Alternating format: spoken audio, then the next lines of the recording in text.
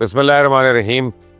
और अब final card. मैंने कल कहा था कि पीटीआई 3 धड़ों में तकसीम हो चुकी है। मैंने पिंकी पीरनी की फसादी पीटीआई की कायद कहा था, अलीमा खान को इंतशारी टोले की तर्जुमान कहा था, बैरिस्टर गौहर को पार्लिमानी पीटीआई का चेहरा कहा था, और मैंने ये भी कहा था कि इमरान खान ने संजानी जाने की तजवीज़ रद्द कर दी थी। पिंकी पीरनी इसी के हुक्म पर डी चौक गई थी, लेकिन गंडापुर इसे वहां से भगा कर ले गया। कल इमरान खान ने खुद मेरी इस खबर की तस्दीक कर दी है। कल अलीमा ने अडियाला जेल के बाहर जो गुफ्तगू की, वॉइस ऑफ अमेरिका को इंटरव्यू के दौरान जो कुछ उसने कहा, वो मेरी बात का सबूत है कि अलीमा खान ही इस इंतशारी टोले की तर्जुमान है। बैरिस्टर गौहर ने परसों इमरान खान के साथ मुलाकात के बाद जिस अपने ख्यालात का इजहार किया, इससे तो ऐसा लग रहा था कि शायद इमरान खान की अक्ल ठिकाने लग चुकी है, तब शायद कोई बेहतरी की खूबसूरत निकल आई। लेकिन अगले चंद घंटों में ही यह खुशफहमी भी दूर हो गई। रातों रात इमरान खान के ज़ाती एक्स अकाउंट से एक जहर आलूद पोस्ट हुई।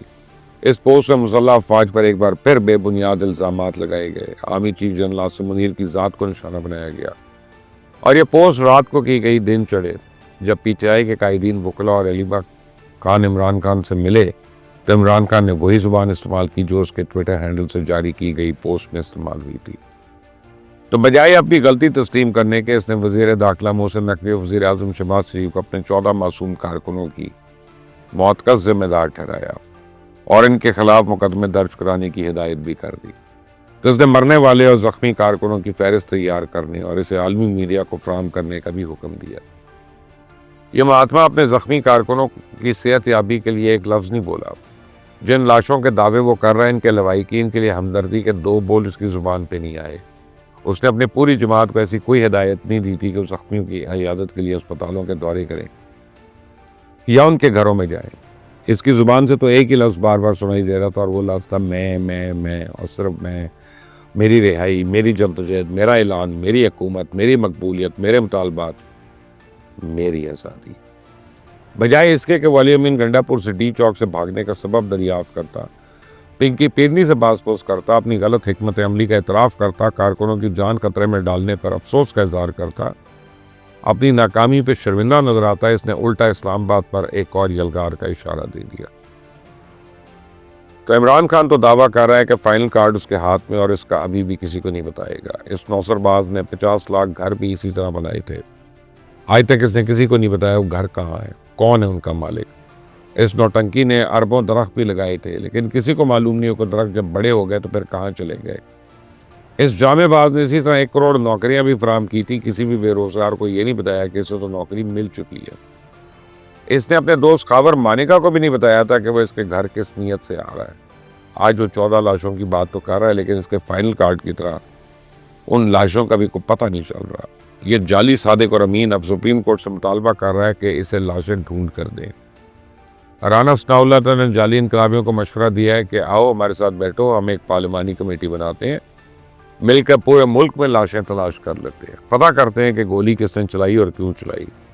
लेकिन इस महात्मा को पहले कभी पार्लियामेंट पे एतबार रहा हो तो इसकी ये पेशकश कबूल करता है। इसकी तो आदत है जनफैज़ हमीद की, ये तो अदालत के कटहरे में भी गुड टू सी यू सुनने का आदी है। लेकिन अब ना तो इसको कोई किसी का फैज़ हासिल है, ना ही गुड टू सी यू कहने वाला जज कुछ करने की पोजीशन में रहे हैं। तो सुप्रीम कोर्ट में फैसले अब आईन और कानून के मुताबिक होते हैं। किसी सियासी रहनुमा की मकबूलियत से मुतासर होकर फैसले देने वाले जजेस अपने घरों में बैठे हैं। चंद एक जो रह गए, इनमें इतनी सख्त बाकी नहीं है को काले को सफ़ेद और सफ़ेद को काला कर सके। तो इमरान खान चाहता है कि मुल्क की आला तरीन अदलिया जिस रोज़ डी चौक के वाक़े पर जुडिशल कमीशन बनाएगी, उसी रोज़ दबाव बढ़ाने के लिए इस्लामाबाद पर नई अलगार की कॉल देगा। अलीमीन गंडापुर ने इमरान खान का इशारा समझ लिया। अगरचे इसने भी इमरान खान की तरह जर्मनी और जापान के बॉर्डर आपस में मिला दिए हैं। गंडापुर ने कल कहा कि पानीपत पर हमारे 17 हमले हुए तो तारीख में साबित शुदा है, अभी तो हमने 2-4 ही किए हैं। तो इस्लामाबाद अपनी चढ़ाई जारी रखेंगे और बहुत जल्द इमरान खान को रिहा करवाएंगे। तो जिस गंडापुर पानीपत पर हमलों की बात कर रहा था, उसे पीटीआई के किसी लिफाफे यूट्यूबर ने इसकी तस्दीक ना की कि हजूर महमूद गज़नवी ने 17 हमले पानीपत पर नहीं किए, बल्कि सोमनाथ का मंदिर गिराने के लिए हिंदुस्तान पर किए थे। अलीमा खान भी कुछ इसी तरह की बातें कर रही हैं कि इमरान खान की रिहाई तक कोई बात नहीं होगी। लंदन में बैठा एक भगौड़ा आदिल राजा दावा कर रहा है कि जैसा गंडापुर ने इमरान रियाज और मेयर शराफत को गालियां दी हैं, इसी तरह इसने अलीमा खान और पिंकी पीरनी को भी नंगी गालियों से नवाजा है। आदिल राजा तो है ही अलीमा खान का तर्जुमान, हो सकता है ठीक ही कह रहा हो, क्योंकि अलीमा खान ने अपने हालिया इंटरव्यू में ये बात तस्लीम की कि पार्टी के अंदर से उन्हें किसी मामले पे ऑन बोर्ड नहीं लिया जाता। गंडापुर और अलीमा खान के दरमियान अनबन की खबरें एक अरसे से मीडिया पे गर्दिश कर रही हैं। इससे मुझे तो लगता है कि बहुत जल्द गंडापुर की ऑडियो भी बहुत जल्द मार्केट में आएगी। पंजाब की वज़ीर आला मरियम नवाज ने सच ही कहा है कि PTI एक सियासी गंद है और इसको साफ किए बगैर मुल्क में इस्तेहकाम नहीं है। तो मैं ज़ाती तौर पर यह समझता हूँ कि PTI एक मकबूल सियासी जमात बन चुकी थी, लेकिन इमरान खान उसका फसादी टोला अपनी ज़िद, हट दर्मी और लालच के बायस उसे एक अंधी खाई की तरफ धकेल रहा है।